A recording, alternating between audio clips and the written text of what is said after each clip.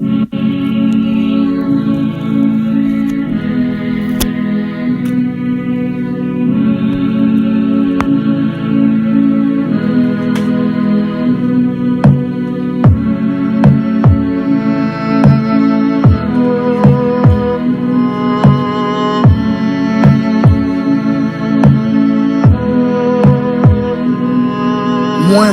film, lyrique moins, doulem, 13 ans prime, style quoi quelques couplets, capable coup de blême. Frème, c'est caïen, ouais, ça cap privé, simbaldo. C'est chronique, on rejeté, que vin maquetan, le relais m'baldo. Ça pral de mal en pisse, ou ça boit le même bâti. Yon empire, son héros, yo te vle fait passer en mati la vie. Y'a bon mon million raisons pour m'ta quitter, mais abandonné par nos vocab, moi, m'gen jen koun ta kinte, m'te vle briller. Mais maman m'te dit pour m'ten lem, en l'air souffre, cap assassin, songe mal comme Harlem, malem. M'toujoua bataille pour mes idées à frère. Et m'soti dans peut-être celle pays qu'assassiné libératel.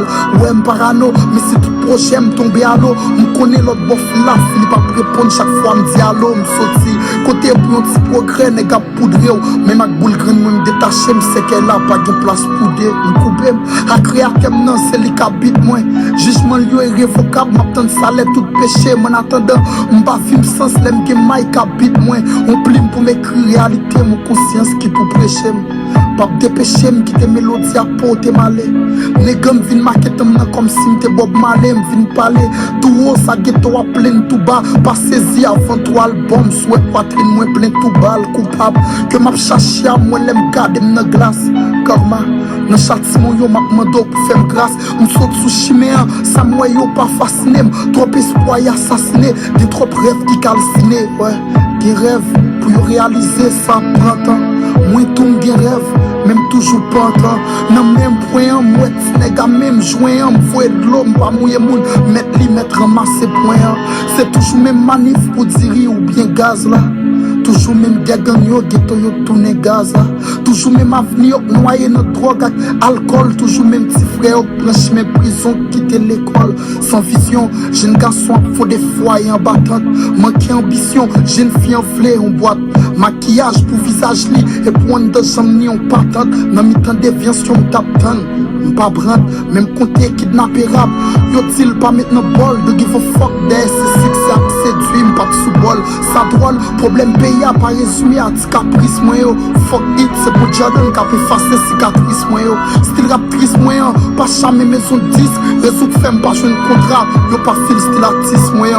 Couleur la misère qui t'a marqué, m'pas ouais raison pour m'tatouer. Si c'est pas un clash pour monter, c'est pour frère pour m'tatouer. Yo pas foué vérité, caché le pilon. Tant que pour qu'à me guette moi, m'fin bourrer l'axel. M'a pas prendre nous, visionnons la power loin, c'est nil qui pilon.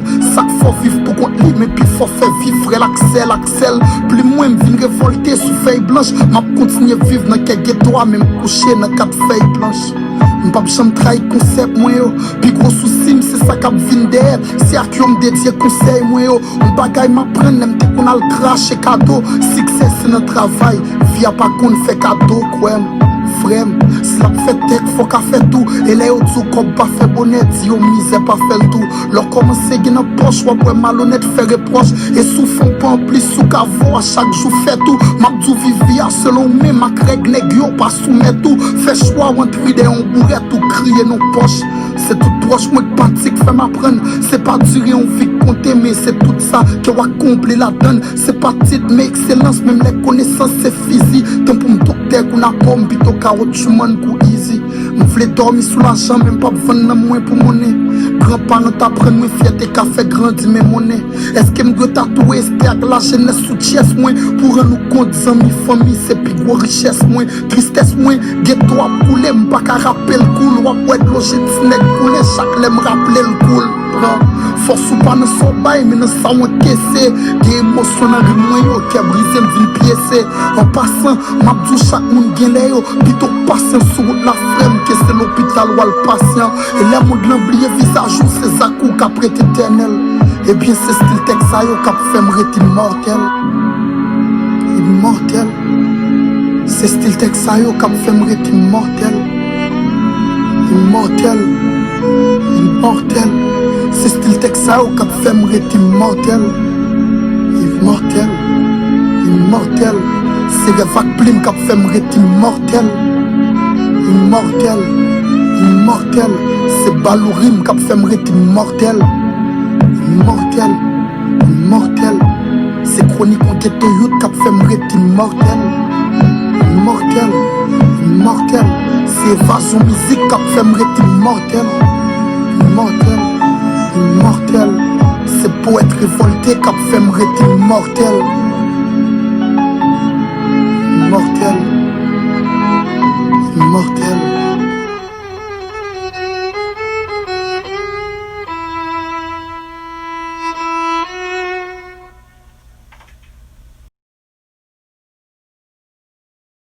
Welcome to this little memorial we have organized for our dear friend, the great artist Emmanuel Mérisier. We're very happy that you could join us.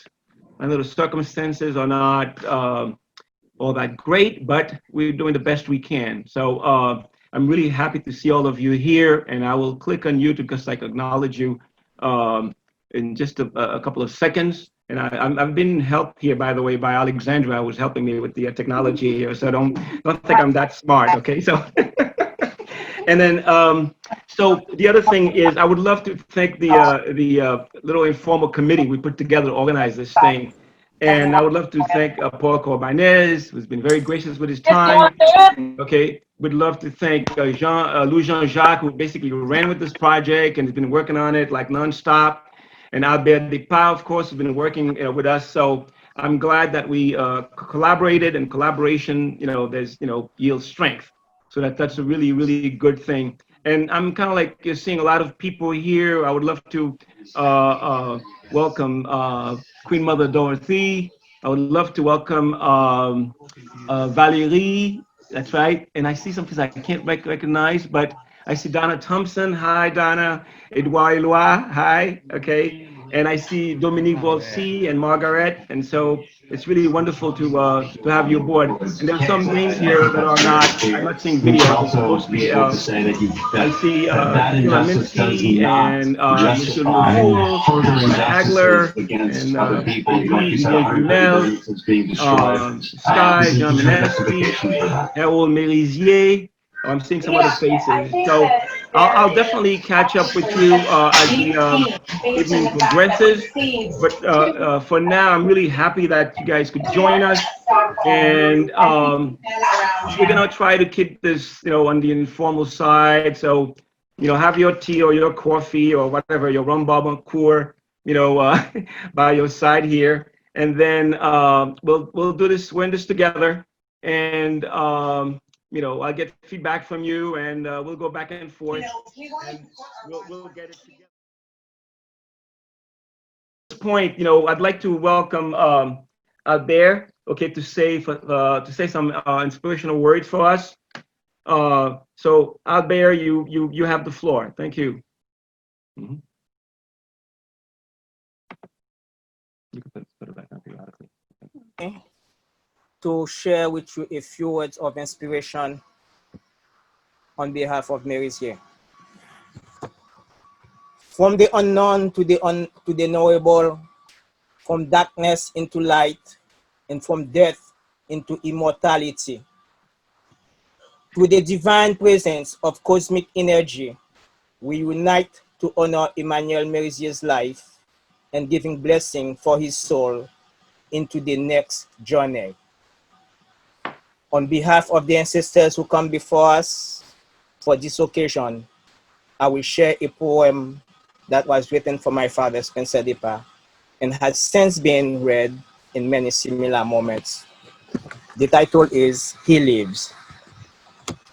He lives. 1 minute after he died, I heard him say goodbye. The next day, I looked at his body, the ashes of bones and flesh, bloodless with the twist of his face.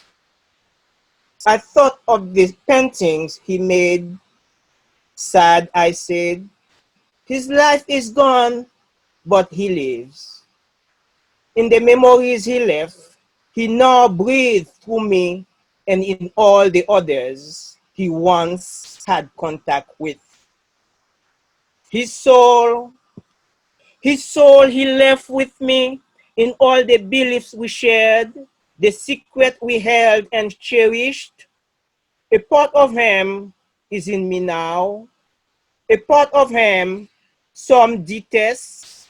A part of him is in the ashes, but he lives. He lives in the fight we fought, in the thought we shared, in the smiles we never let go. He lives to the secrets we held in the casket of emotions buried in time. He lives. I now ask that we take a moment of silence and send positive energy for a peaceful journey of Emmanuel Mérisier's soul in peace, love, and blessing. 30 seconds of silence.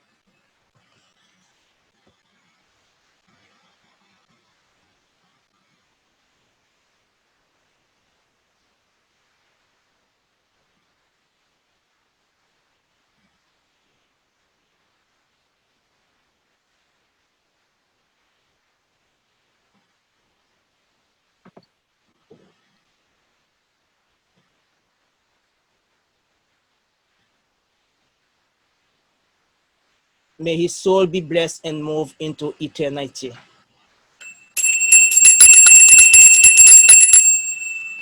Thank you. We have on the agenda is to have Paul Corbanez say some words about Mérisier's life and art career. So Paul has been instrumental in looking after Mérisier's work. Okay, and I'm glad he stepped in when when few of us were around to help out. And so I think that the works are in great hands and that we're going to move forward. Okay, so Paul, you have the floor. Yes. All right, then. Before I start, I would like to take a quick moment to mention the passing of another artist that I briefly knew in the community. Is Jean-Pierre et Jean-Richard Kouachi. He passed away last week, and I would like to extend my sympathy and condolences to his family and this sister. She's an artist also. I met her. Paul, could you?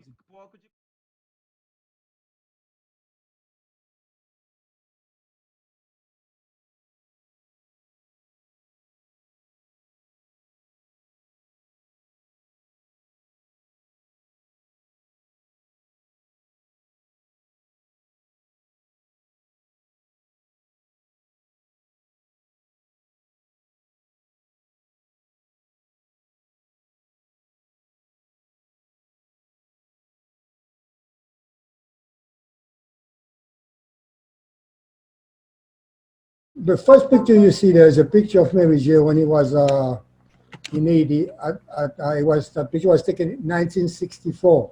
But, you know, it's a bit different now, but it's still, you can see the look in his eyes, still the old Mérisier we're looking at. That's a picture that he took before he left Haiti in 64. Mérisier, for those of you who did not know, was born in Port-au-Prince, Haiti on June 2nd, 1929. He is the third son of 7 children. His father, Joseph Mérisier, and his mother, Rita Laguerre. At age of 9, he went to the school for underprivileged children in Port-au-Prince at the Episcopal Church of Saint Trinité. He met the artist commissioned to paint the church nef, and that's where his interest for painting. After completing his primary schooling, he took classes at Gilbert Damien, a vocational school in the field of construction. That's gonna allow him to work in construction when he moved to the US. His brother, Jean Mortes, was also an artist. He's the one that took him to the Centre d'Art, and later Dieudonné Sédor and Luc Lazare introduced him to the Foyer des Arts Plastiques and the Galerie Brochette. Emmanuel was a man always proud of his work and also very possessive about it. He spent a lot of time painting and produced a lot of artworks. As I said, he left Haiti for the Bahamas on December 23rd, 1964, to join one of his brothers over there. And after that, he moved to the United States on August 22nd, 1967. That's when he started to work in construction while pursuing his dream of becoming an artist. There, he met many people who encouraged him in his dream. He was always present at art exhibits. He had a large collection of art books, and he was friendly with many of the Haitian artists who live in New York. Like this picture, you can see Esud Foncap, the young Foncap, Enoch Placide. We can see in the back Patrick Roy, Carlo Tertis. In the middle, the young the young Volsi. And at the far right hand with the glasses and the hat is your friend Emmanuel Mérisier, at this time always well dressed up with his famous way of putting his tie. And then also in the following picture, you can see Luc Lazare, who in Haiti, and we connect with him again in New York. You see Raphael Denis near Luc Lazare. In the back, nobody will recognize him, but it's Eric Giraud with the casquette, and there's the big mustache. And the other one, all the Roy family in New York City. So very interesting picture.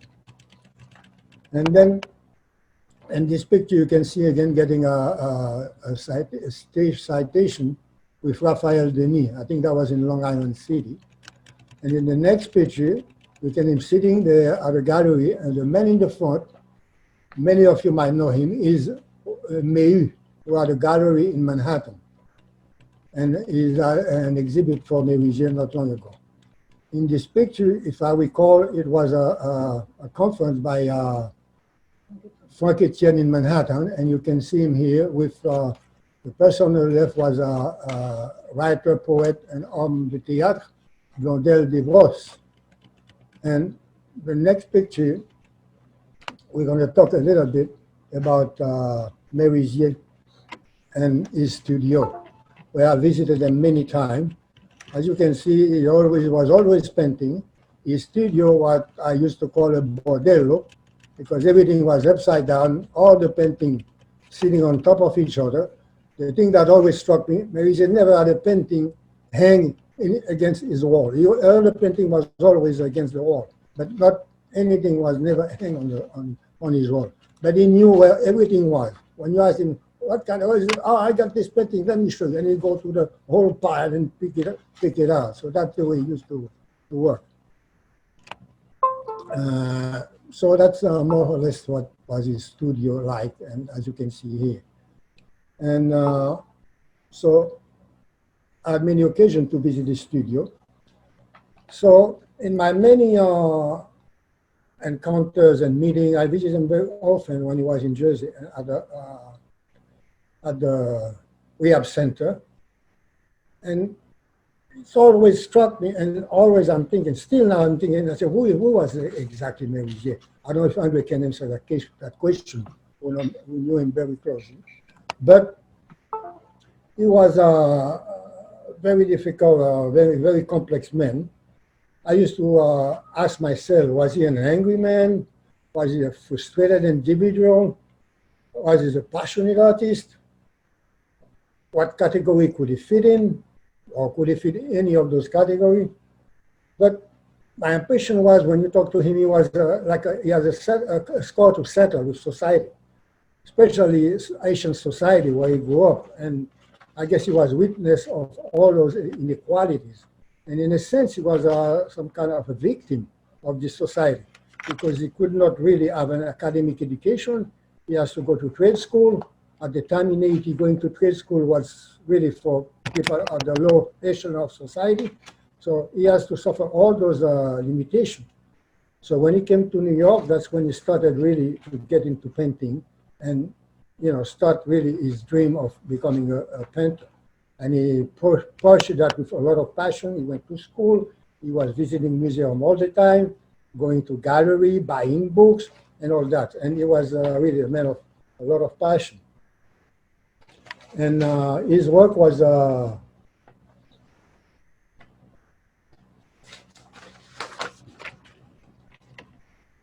so his work was really dedicated to the poor people of Haiti, the people living in the popular area. His work was also very much influenced by Vodou, because I used to ask him, why you paint so much thing about Vodou and all that. He used to tell me, Paul, I have nothing to do with Vodou, but this is my culture. I go to Paris still, I see the ceremony, all that, but as far as it goes, I'm not an adept of Vodou, but Vodou is part of my culture. And also he will paint, scene of everyday people, like you see in this one here, house of the poor people in Haiti. This is probably in the countryside. Also, he will paint market scene, like you can see here, with people at the market, ladies selling stuff. Also, in this painting, you can see a scene at a bordello. You can see the in Haiti. That's a typical scene at a bordello in Haiti. The liquor, the women dancing and flirting with the men is a typical scene in Haiti. And also here in this painting, you can see some paraphernalia, some Vodou symbol. This is one of his painting about Vodou. And also so we know Mérisier, at the end of his life, he ended up at a rehab center. In 2015, he had a stroke, a mini stroke, but he lost the use of his hand. That was dramatic for him. When I used to visit him, the first thing he said, Paul, I cannot paint anymore. I said, well, you'll be painting one day. He said, I don't know about that. And then also he was sometimes very desperate to leave this place. He was a bit confused maybe because of the stroke. He didn't know really where he was. He said, Paul, what I'm doing here, look at a hand at the end of my life. I used to try to encourage him, say, no, you're going to get better and go back to your place.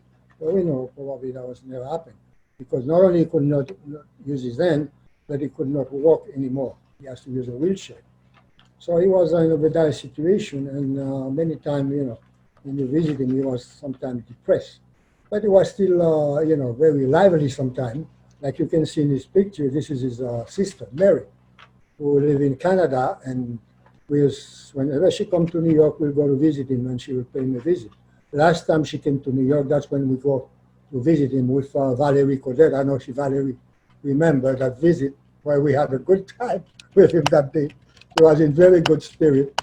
And one thing he said about on that visit, when we asked him about his life and all that, he said, you know what?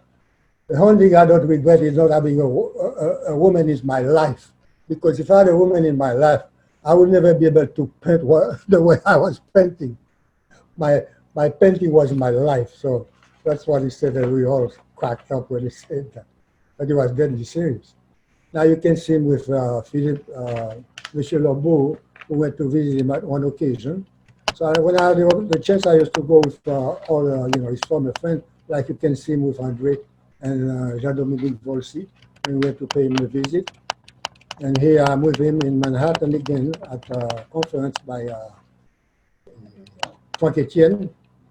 And here it is at the house with his dear friend André Gis.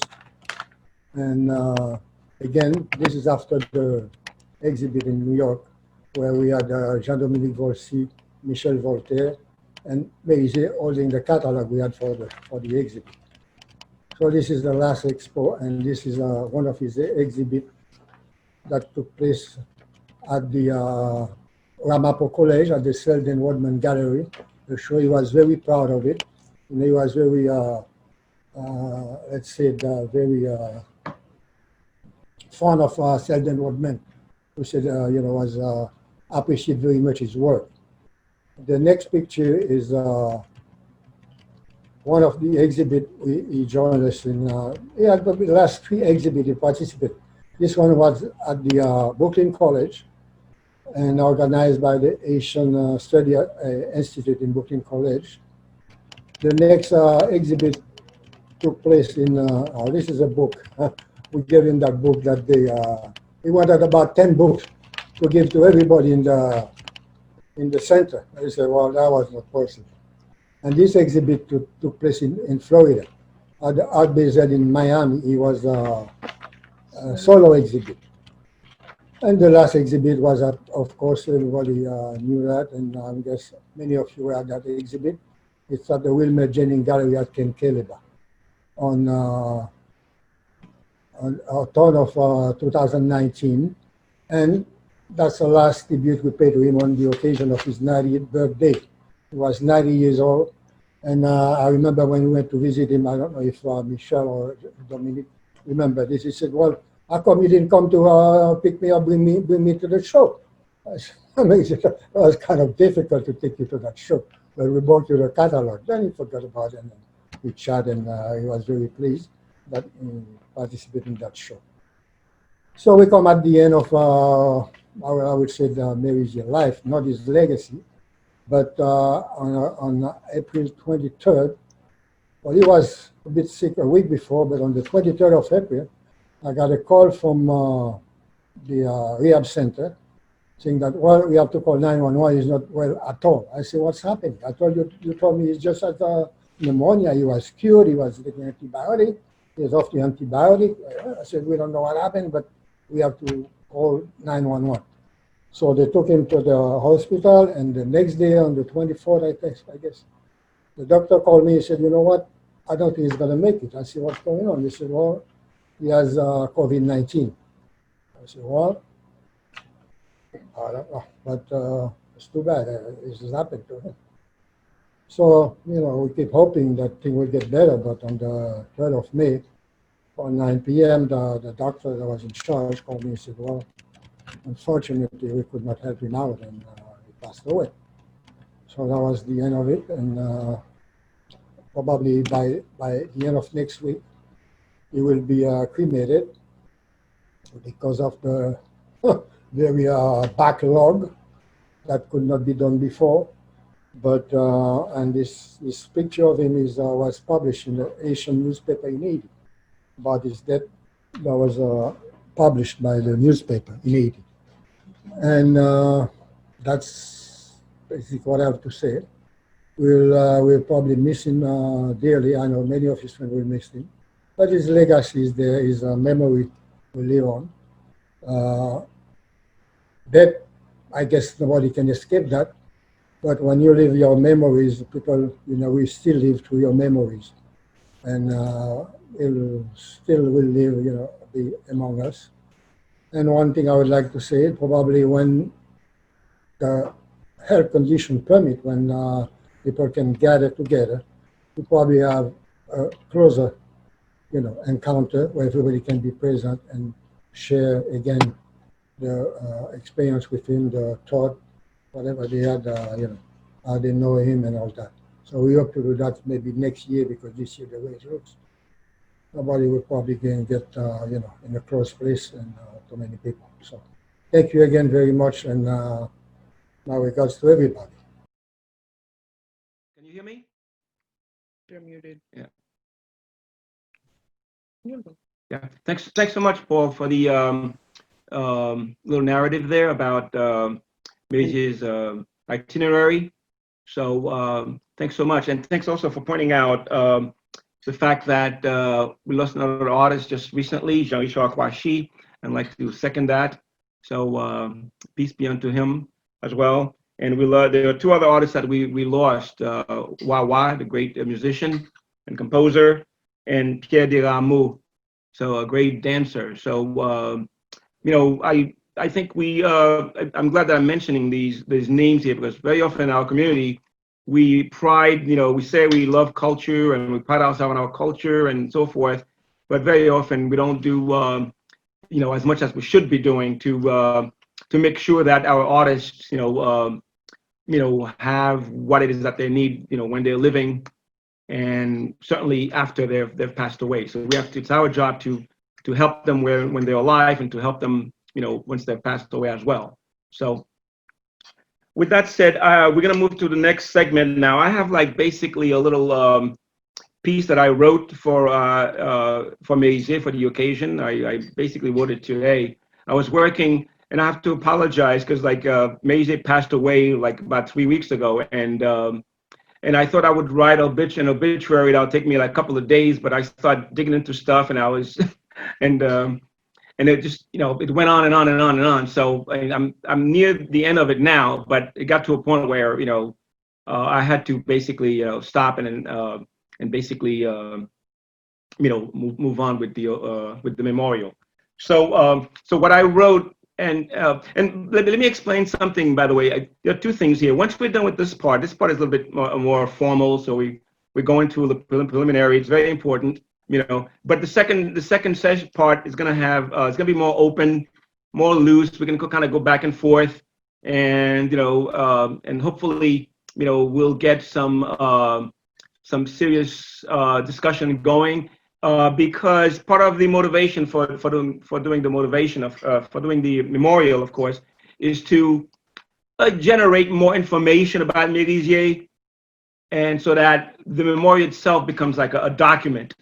Okay, so with that said, I'm just going to read my little piece here, and I try to come up with something new, about Mérisier, because reality is like this. You might know what the truth is, but sometimes we have to kind of like massage the truth a little. We have to, not repeat it the way we normally repeat it, so that we can actually, see some new aspects of it, so to say. So I wrote this little piece here. It's basically a sketch and about Mérisier, and the title of it is called. The title is Emmanuel Mérisier: The Convergence of Self, Nation, and Art. So here goes.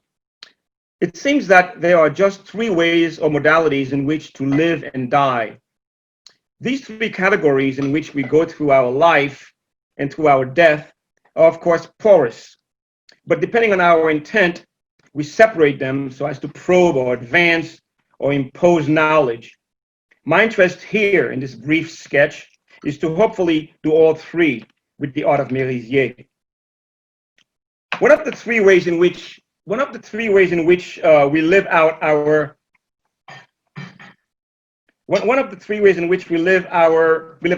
lives, which is of course the same as dying, is to focus and burn our energies, our life force, on personal concerns. That is, on our individual sense of self. In this first way of living and dying, your life is about your problems, your obsessions, your wounds, your desires, etc. All of these and more are experienced through your uniqueness, through the vantage point of how you yourself see, feel, and understand things. If we were to classify Mérisier's art in terms of Western art models, we could link it in general ways with European Expressionism, a kind of art, of course, that prioritizes the idea of self. But were we to take this comparison at face value, we would be wrong. German angst is not an integral part of the Haitian psyche. The second way of living out our lives, or dying in the process of life, is to focus our energies externally. That is, on others or on the world. One could focus on one's family, one's community, one's country, on the concrete legacy you would like to leave behind. Thus, you could live and die for any ideal that you would like to see manifest in the world. But we know that Mérisier's focus outside of himself was not necessarily about family, not about women, not about material comfort, not even arguably about the well-being of Haiti. His paintings and biography tell us that his energy and focus was merely or mostly on the idea of his country's gros peuple. That's the masses, the gros peuple, the downtrodden masses. Thus, Mérisier lived and died for an abstraction, the indigenous ideal of not necessarily changing or improving the lives of the gros peuple, but by simply prioritizing and representing their life and culture, and thereby hopefully safeguarding them. There's a stubborn quasi-religious sentiment that undergirds this obsession with the culture of the gros peuple. If you as an artist believe enough in this ideal and identify yourself with it totally so that you and your gros peuple come across as being one, then it's to that extent that you and your art life, that and you and your art live, since the gros peuple in your art cannot die. It's a sort of self-sacrifice for an ideal that calls for comparison with the actual self-sacrifice of Charles Georges, Mérisier's choir boy friend and role model from the Sainte Trinité Cathedral. For he, that's Charles Georges, for he, along with Jacques-Stéphane Alexis, would actually lose their lives in the 1961 invasion against Duvalier's dictatorship. The third way in which we live out our lives and die accordingly is to focus our energies on the levers that actually control our existence. In other words, we take our language or our senses, or our bodies, our thinking, our appetites, as for instance, for sex, for violence, or for just simply feeling good, we take any of these and turn it onto itself. Thus, when we make our language represent the world, we end up with literature. When we move our bodies just for the sake of it, without necessarily intending to do anything or to go anywhere, we end up with the art of dance and so forth. What Mérisier has accomplished in his art so successfully, and I must say as well, so deceptively, is a conscious unification of not just life and death. In various degrees, we all do this. What he accomplished so masterfully was to join life and death with not just art, but with the idea of art, art as an abstraction of art. I mean by this convolution that much of Mérisier's work, which was once called generic, quote unquote, by a New York Times critic, much of his work looks like established art, early modern European art, but incredibly, he breathed new life into this would-be borrowed art. So he cannibalizes Chagall, Kandinsky, Beckman, etc., and he cannibalizes Haitian folklore, voodoo, and the idea of the gros pep, and then simmers and stews all of this in the cauldron that is his self. Living and dying through his identification with modern Haitian art, that's the variant he knew as primitive, and with the gros pep. Let me repeat that. Living and dying through his identification with modern Haitian art, that is the variant he knew as primitive, and with the gros pep for the reconciliation of himself through the reconciliation of his art, that's the great, hard-earned, inwardly processed revolution and contribution of the living Emmanuel Mérisier. Merci beaucoup. Okay, so that's basically the end of my little eulogy for Mérisier. And right now we're gonna have a little break and maybe a little musical interlude. And so, you know, get your teas, your coffees, your rum barbancourt, and so forth, you know, and then we'll play a little music. And I think we're close to schedule, so we're doing okay, we're doing well. And then we'll open things up, and yeah, we'll start with about 7:45. Well, maybe thereafter, immediately thereafter, we'll talk about his art, you know, first, you know, like the nitty-gritty of his art, and you know, feel free to open up, say what you want, you know, and then we'll move on to text and photos from friends. I have a long poem here, by the way, that Davertige wrote for Mérisier. It's in French. I think it's about 3 pages long. We have the text available. We would love to share it with you. And I've tried to read it, but my French is kind of what, and so you know, it's kind of a bit beyond me. So those of you into modern French poetry, and you know, could read it, and you know, and maybe you know, share it, you know, one of these days with us. So that's up. And secondly, we do have stuff that people have submitted. Valérie Caudette has submitted information. She wrote a nice obituary about Mérisier online. I think she shared that with some people already. And I was able to take some of those paintings that you've sent, Valerie, and put them up there. We'll be showing those, you know, at about 8:10. And then we'll move to the last part, 8:25. We could talk about anecdotes about Mérisier's life, and we could just kind of join in. That could be the fun part. So the second part is almost like a veillée, you know, a veillée, so to say. The second part is a veillée. Okay, so we'll, you know, relax and talk, and you know, and let you know, and say what is that we want to say about his art and life, and because Mérisier touched us all And the deep respect that I've always had for Mérisier was like his commitment to art. So he's, you know, I've been lucky to have known him and to have seen his career unfold. Okay, so let's do the music now, and then we'll take it up in a couple of minutes. The floor up to people. What we're gonna do? I think we have about 25 people.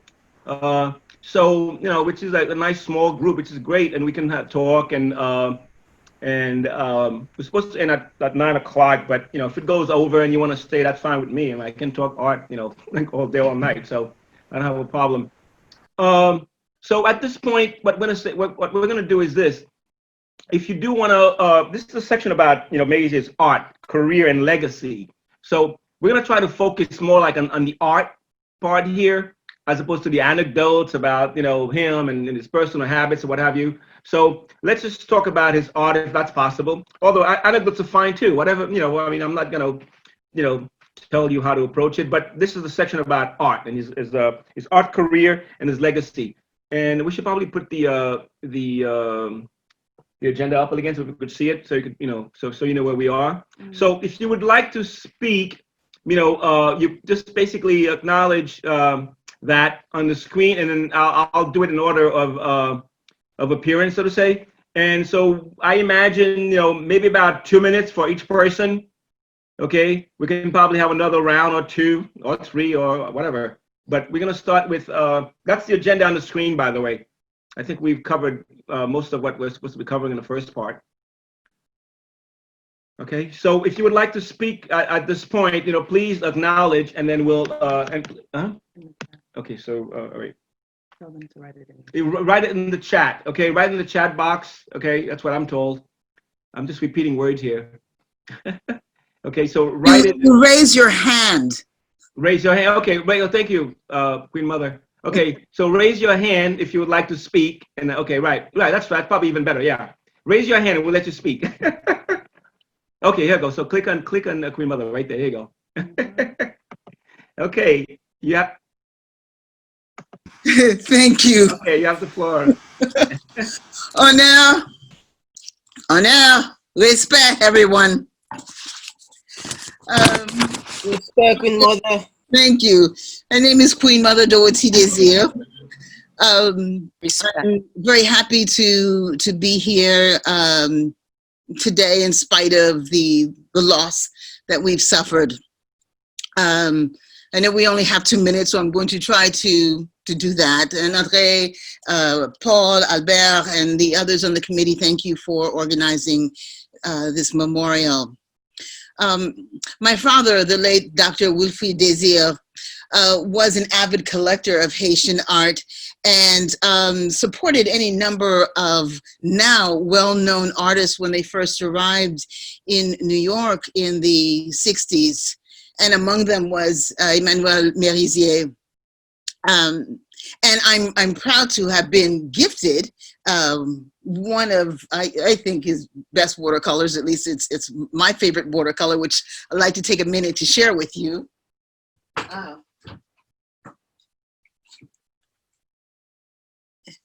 Do you see this piece? Yes, beautiful. Beautiful. Thanks. My father never had it framed, but when I got it and I framed it, all of a sudden he wanted it back, but I held on to it. I just wanted to share an observation about Mérisier's work, and that is, you know, he recognized the centrality of European art in our collective psyche. And while, you know, Europe's artists and their styles and their techniques is something that influenced his work a great deal, but it was in fact a very Creole process that he was engaged in. His creative process was a very Creole one, in the sense that what you see on the surface looks like one thing, but beneath it, it's much more complex. And this Creole process that Mérisier epitomized, which I always think of as the narrative of Haitian and Caribbean art, at least for people of African descent, is this combination of the various experiences that we've had.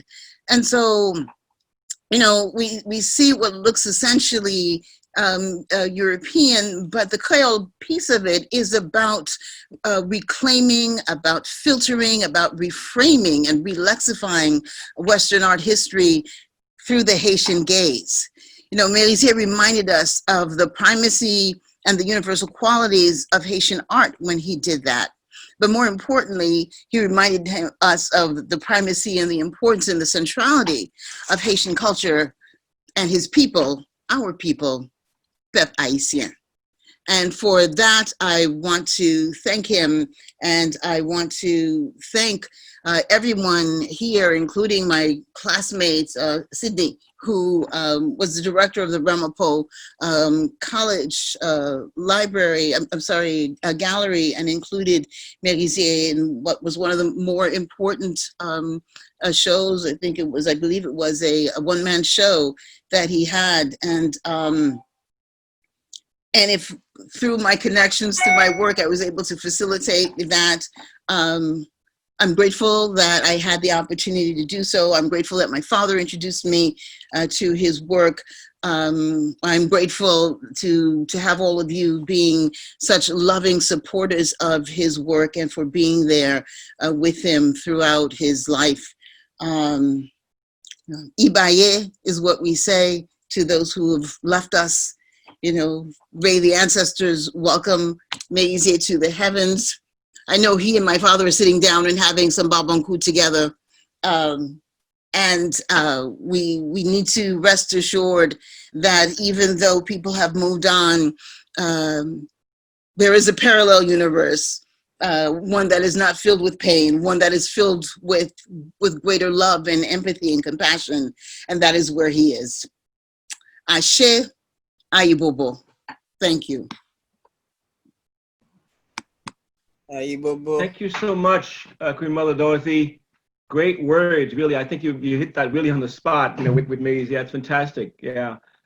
Thanks so much, and for your contributions. And at this point, anybody else, you know, would love to talk? Valerie, please. Yes. For decades. He was someone who spoke his mind, as everyone knows. He would travel all the way from New Jersey to my apartment in Queens, just to view his babies on my wall. He loved the museum frames, the House of Hide and Write frames, in which some of them were housed. When he attempted to do watercolors, and from finishing the project, he told me I can have one as a gift. I chose one. Months later, I said to him, "Can I return this and have another?" He said yes.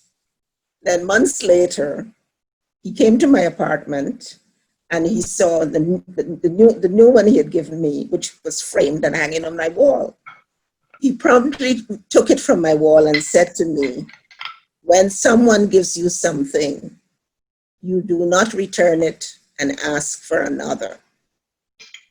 That was the end of the story. He left with the painting.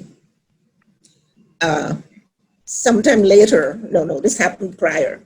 The Haitian Art Society, the head of the Haitian Art Society, Camille Scully, we visit different cities every year, the Haitian Art Society. And about 20 years ago, it was New York City. And the group came here. Camille saw one of his paintings called The Wedding on my wall, and she wanted to purchase it. And I said, no, it's NFS. So fast forward to maybe 12 years later, the group was visiting New York again. And I said to Emmanuel, why don't you donate a painting to the museum in Waterloo, Iowa? He did so. And the very next year, they decided to have an exhibition of his work, a one-man exhibition, because he had given them this painting as a gift. So the museum paid for both of us, and we went to Waterloo, Iowa, which holds the largest collection of Haitian art in the US. And we attended the exhibition, and Emmanuel was so happy. I've never seen him so happy, especially when he was given a book as a gift by Candice Russell, Masterpieces of Haitian Art, in which one of his paintings was exhibited.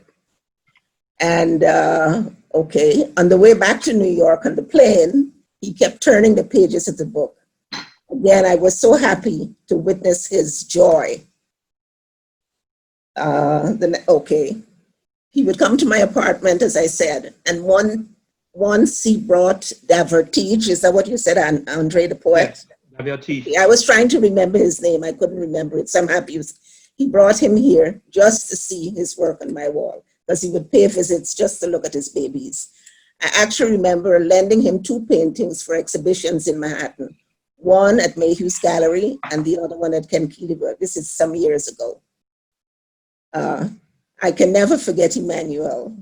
I live with his paintings on my wall and some are standing on my floor. The leaf that's green today must fall one day to rest, and may he rest in his eternal garden. Thank you. Oh, great. Thank you so much. Mhm. Thank you so much, Valerie. Thank you, thank you. For beautiful words. Thank you. You've always been a great supporter of the arts and of Mérisier in particular. I know. So Yeah. that's really well appreciated. You know, yeah, that's fantastic. Thanks so much for your input. Oh, can I add another something? Please. Can I add something for color? Please. Okay. I took a friend who wanted to purchase one of his paintings. I took this friend to his studio. So he quoted her a price. She looked at another painting and said, if I have another one, can I have a deal? He said to her, these are not tomatoes. That was the end of the story. Say thank you for all the gathering and remembering my uncle. Okay. He was pretty special. The thing is, I could have been one of you guys because he wanted me to paint a long time ago. Really? I guess life didn't provide that for me at the time. But I'm really happy that you guys are here gathered together to remember him and show him a lot of love. On behalf of my mom, my aunt, and everybody else in our family, thank you so much. We truly appreciate it. Thank you. Thank you. Thank you. Oh, you're quite welcome, Eddie, and we're so happy to have you here, actually. We're really happy that this family is here. I really wanted that to happen. Yes. And I think that regardless of what's happening with families, you know, we get scattered. You know, I have my family living in all over the place, all over the world, you know, in Paris, some don't talk together and so forth. And we're really happy to have you on board to represent, you know, the Mérisier family. Because ultimately, we're all one family, regardless of what's happening. And so, thank you for participating. All right, thank you, Andre. Yes, thank you. Yes, oh, well, I could say a lot about Mérisier, but I'm going to cut it short, like you say, only 2 minutes. Mérisier was an artist that I really admire a lot. He was a good friend of mine and also a true friend. Sometimes he used to come to the house like on the weekend, on Saturday, and spend the whole day with me. And the only conversation that we had is only about art. Can you imagine from like, you know, probably when from 1 to until like 10 o'clock, you know, we're talking about art. And I remember once after, I know he asked me a few months at the School of Visual Art. And he called me that Friday and tell me, Dominic, listen, I'm coming over and I'm going to bring you to see my new works, artwork. So I said, all right. So he came over with a bunch of, a pile, you know, of work on paper. They were very abstract. We are spending all day talking about art, and matter of fact, you know, he gave me some hint about color, where he got them and stuff like that. And then I was always pleased, you know, and to see him.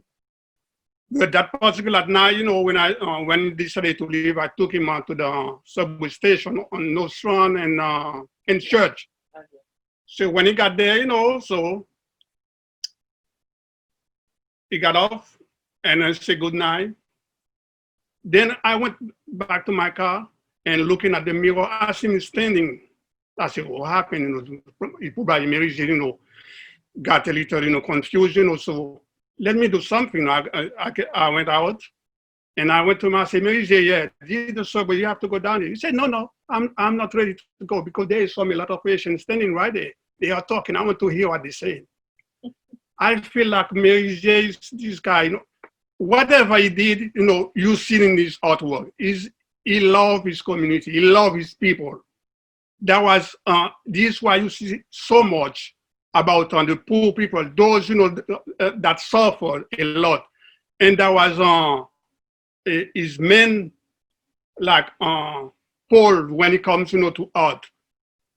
And after I seen that scene, that give me a real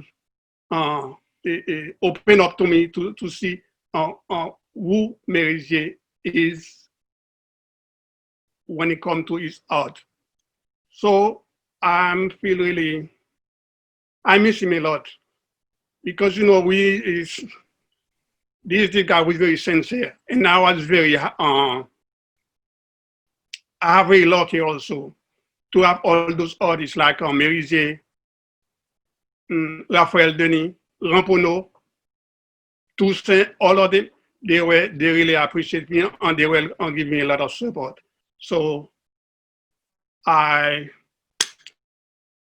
his soul rest in peace, and I know his was going to go really far because he's a great artist. Thank you. Thank you so much. Thank you so much, Dominique, for your words. I know you're a pillar in the Haitian community. I've known you for years, and you've always been there with all the Haitian artists. You're one of the most, I would say, très solidaire avec artistes. So I'm going to So I've learned a lot from you in terms of, be able to establish solidarity among artists. So thank you so much. As you guys can hear me, I'm good. Thank you, Abel. Welcome aboard. All right. Thank you. My name is Abel Agnet, as we would say in French, Abel Agnet. So I'm the nephew of Emmanuel Mérisier. And just like my brother spoke earlier, first I would extend my thank you guys for everything you guys have done for my uncle. I appreciate it. And the kind words that you guys have said, those are definitely made me proud of him. I know of my uncle, like Paul had mentioned from the start, my uncle left Haiti at 1964. I was born in 1962, so there was not much interaction with him in Haiti. However, when I did come to New York in the 2000, me and my uncle, we had a great relationship, which was still good to the end, but we spoke and I kind of understand where my uncle was coming from. My uncle's life is all about art. He's passionate about art. I remember I'm an IT engineer and I used to work in Manhattan doing work. And I used to see my uncle walking down Fifth Avenue or Sixth Avenue with a bag. Like the books are so heavy, he could not handle them. And I kept telling him, you can't do this, you can't do that. He's like, petit garçon, pour Ali, c'est comme ça, you're fair. So while I'm worrying about him, about carrying all this weight, his passion was all about learning, finding stuff. So in that, I just know my uncle's life was all about art. I ended up going to his place in New Jersey. The place was, everything was painted, the bathroom, the kitchen, and I tried to help him, but it would not have made sense for me to move things around as I kind of understood the way he lives. And he could close his eyes and find out where this color pen is, this is. So then I realized that I was like, that's his life. He has to be like that. I cannot change it. So with that said, my uncle is love art and he lived his whole life for art. And may his soul rest in peace. And thank you, everybody, for all the kind of help you gave them throughout their life. Thank you again. Oh, great. Thank you so much, Abel, for participating. That's fantastic. Yes. Wonderful anecdotes that you have related to us here. That's really beautiful to see his family there standing with him. So thanks again. Thanks so much. And so we have Mr. Funkap, another artist and a musician as well, and who's been around the community for a long time. Singer from Saint Ambassadeur, right? We know that. He's been around a long time. So, Mr. Funkap, you have the floor. All right. If I may say, Mérisier, when I first met him in the community, that was just when we you can see that in the one of the pictures, the group pictures, when we were trying to launch a cultural movement in the Queens area, and fortunately we became acquainted to one of the framers here, Jerry, who had a shop off from Jamaica Avenue and 179th Street.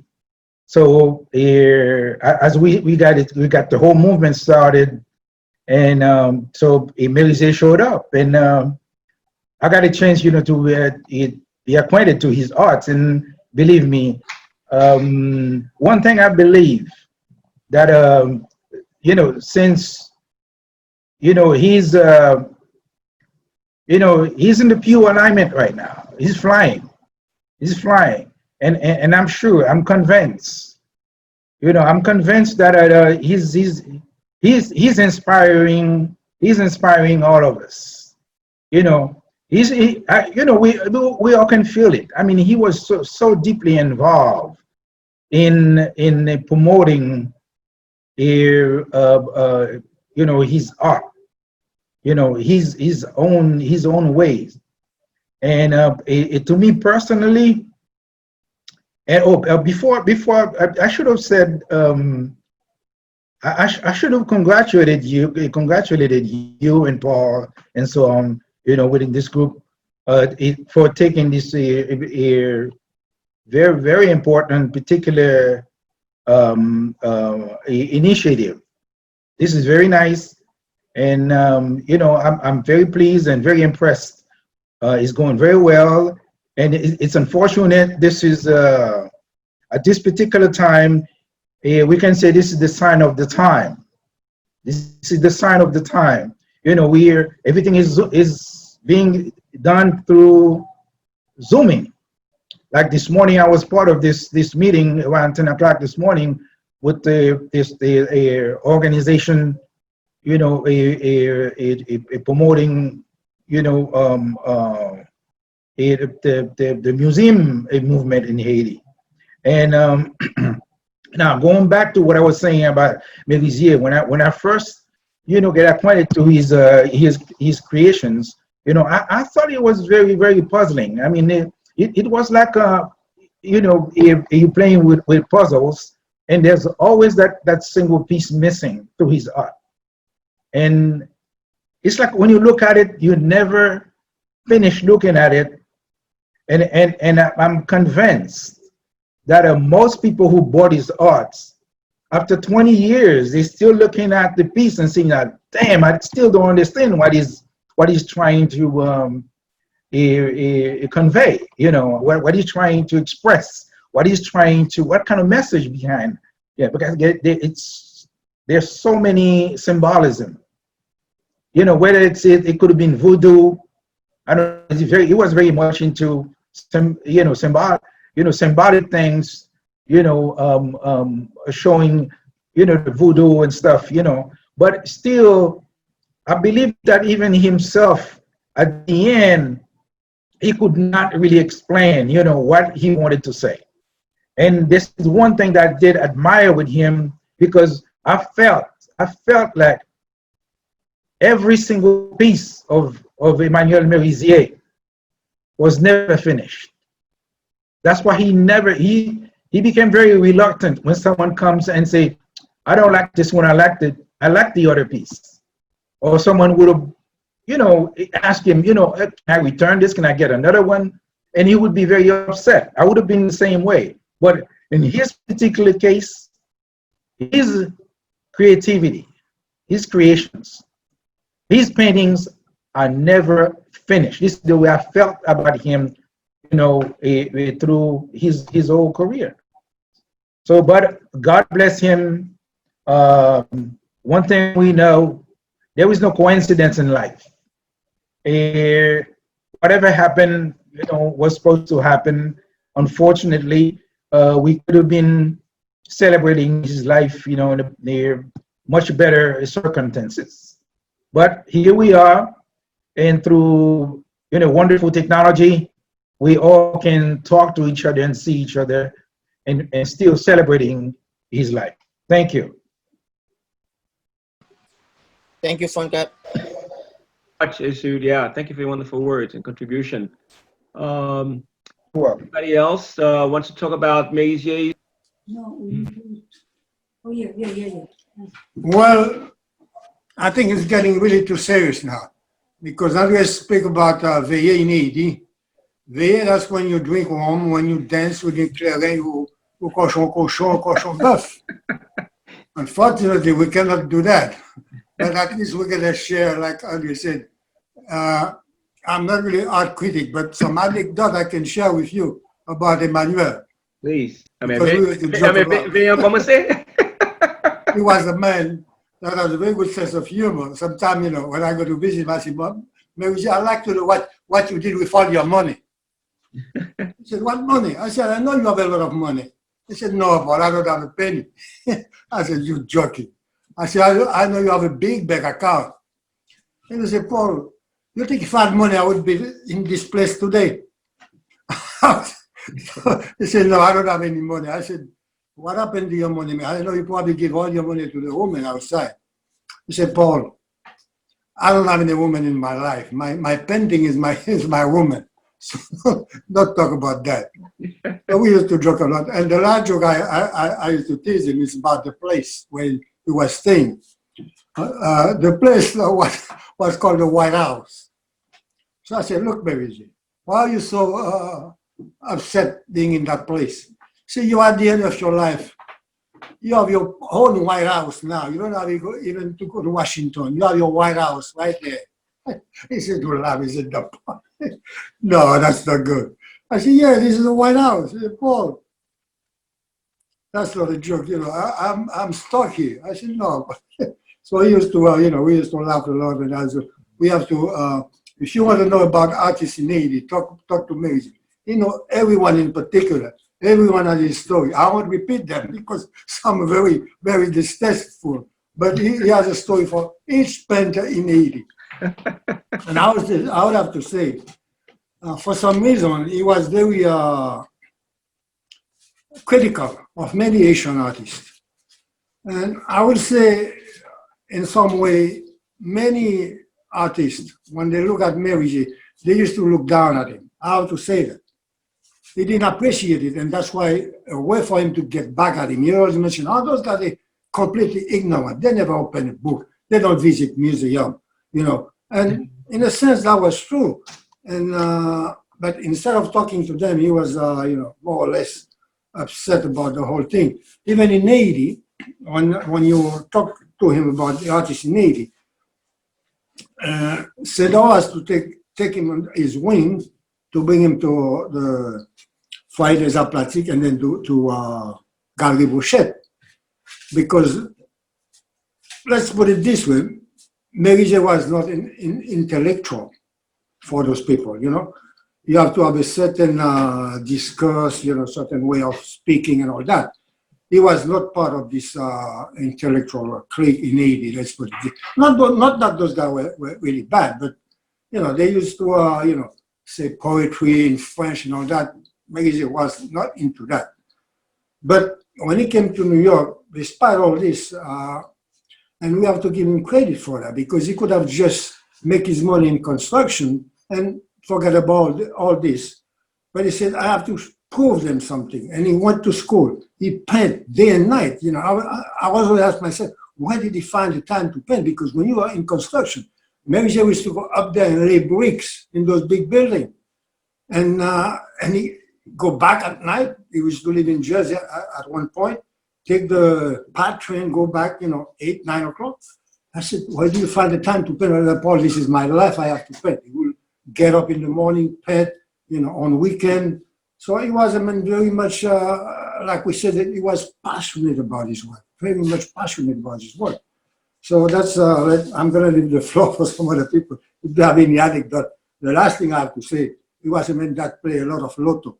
He was to play the numbers all the time. I said, Mérisier, you spend too much money playing numbers. He said, no, Paul, I don't play those. But if you look into his book, each page has a lotto ticket. So that was Mérisier. But if somebody knows about Mérisier drinking or smoking, because I never saw him, drink a beer or nothing. We used to go to a restaurant in Jersey. I said, you want a beer? No. Oh, we drink a soda. He never drink. I don't know if I'm wrong. And I never saw him smoking either, so I don't know. He never drinks, he never smoke, he spent his money on books. On books? Actually, Mérisier did drink. He used to, I know he used to drink, am I on? Yeah. He used to drink J&B liquor. So I think he might have shown me, you have told me about J&B, the whiskey. And I know he smoked too. There's a photograph of him by Wolves, kind of like looking like a romantic, artist with the cigarette in his mouth and the smoke sort of like, billowing up, so to say. Yeah. And so thanks so much. So I'll say this regarding smoking. Mm-hmm. He did smoke at one time of his life, because I remember back in the days as he used to come. So he likes coffee, black coffee, straight up, and he used to smoke. But like about 25 to 30 years ago, he just cold turkey. He just stopped smoking. So yes, back in his younger days, he did, but I would say up to 30, 25 years ago, he stopped smoking and drank like, socially, not like a heavy drinker or stuff like that. He's a social drinker.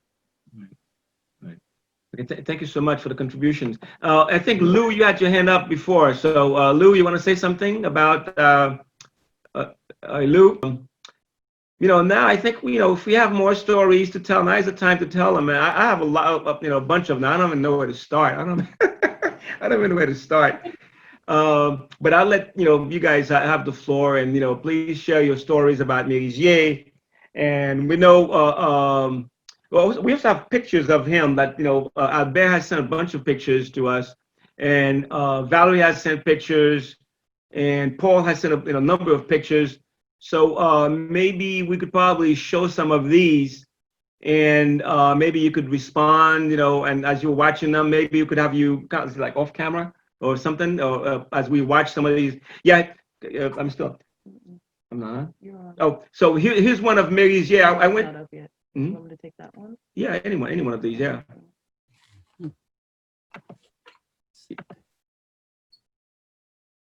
So I went to the Bronx Museum one time and went into, and they had these brochures about the museum, and guess who was on the cover? Emmanuel Mérisier, like basically, with his nose to a painting and the tie, and his, his jacket there is, with the short sleeves, and I'm like, that's like vintage Mérisier. And what really, I think Paul mentioned earlier that there were some differences between the other artists, his peers, Lazare and Raphael Denis and Spencer Despas and so forth. But one of the things about that distinguishes Mérisier, and Mérisier went around a lot. He went to the art galleries like all the time. Mérisier is the person who told me about, Ken Kellebec Gallery. He's the one who told me about Hervé Télémaque. He was just like all over the place. And so I think that that has paid off for him in some ways, because he, I guess he has a very good eye, by the way. I think that, I think that what happens sometimes, people get a little mistaken, misled by Mérisier's art. I mean, if you're looking for really kind of like highfalutin, fancy stuff, contemporary looking, new sort of materials. I mean, Mérisier is like basically an old-fashioned painter, but don't be deceived by that. The work is very layered and very deep, and it's very complex. We're dealing with a very complex human being here, okay, who has his own ideas about life and how to navigate life. And I think that the part that's left out very often, in the Haitian art field, is that juncture of the artist's life and the art. And I think we should use one to reinforce the other. And I think that's what Mérisier has. There's a lot to his life, and there's a lot to his art. So anyway, I don't want to go off on a tangent. So let somebody else talk about any further anecdotes that you might have about Mérisier, his art, controversies. Kounya veille commencer chauffer là, faut que nous on faut pas parler pas. Moun pas ka chita kounya pour sérieux là, quand coupera. Faut pas parler, Jocelyn pas de bruit. Donna Thompson, let me hear you. What you got to say, Donna? Come on, girl. Comment c'est chauffé bagarre là, on va quitter bagarre en fait à jouer. On va pas chauffer, okay? So let's get this up. Hi, Andre. Can I say something? Who is this? This is Sky. Yeah, please, Sky. Yeah. Good evening, everyone. Thank you. Well, I'm not gonna say thank you for inviting me because normally at a veillée they don't invite people. People just invite themselves over, to celebrate life. As Mumble Fluence was saying the other day. Um, I'm not I don't know much about art, but I was introduced to Mérisier, as you said the name, around 3 months ago when you came to the podcast. So I didn't know much, but tonight just listening to what everyone here is saying and all the differences, the man himself, the developments in his life, his art, and at the same time, his work is also his contribution to art, and not just Haitian art to art as I'm learning. But if I'm making a mistake, please correct me. But to me, it seems like he was art himself in that sense, but he was also human with the follies and with the imperfections. And I want to say that the initiative, the mindset is to keep his legacy. And if people who did not know about him before can be exposed to him, I think that will, serve justice to his work. So I want to say thank you for that. So I'm looking forward to learning more about Merisier and his work and yeah, all those good stuff. And even the idea that he was not intellectual, but I don't know. But to me, he was an intellectual. Maybe not in the academic sense per se, as we usually perceive an intellectual to be. But it's like, yo, man, that guy was deep. So, Mavabran, thank you, man. Yeah, and I hope we can expose his work to more people who may not be interested in art. So in that sense, especially in our community, because you know, I'm having the idea that art is something that not many people are exposed to, and if you are really into it, it's probably because you had the chance to be exposed to it, to learn it, to study it, to appreciate it. So I think it would be nice, for folks who normally are not exposed to art to get exposed to it via this initiative that we are doing here, that you are doing here, and everyone here. So thank you. I am learning a lot. I will. Thank you so much, Sky. Thank you for your input, Sky. And yeah, thanks so much. Anybody else would like to say something? About the yeah? So I think that point is interesting. That we should probably pick up on that a little bit. That thread, the idea of who's an intellectual and how that works. So I think that and I'm not saying it's like black or white or one way or the other, but I think it's a point worth considering. And sometimes when we hash out some of these issues, it's not so much to put some people against the wall or to say, well, so and so is wrong. It's like it's a learning process. So I think that we need to be able to talk about things openly, clearly, honestly, okay, without necessarily offending people. So, so I think that it's a thread, worth, following up on. So Isud, please. Yeah, let me say this. Should we establish a parallel to let's say we're going back in the 70s when we personally, when I try to hang out in the village and trying to get closer to see what Andy Warhol was doing along with Jean-Michel Basquiat.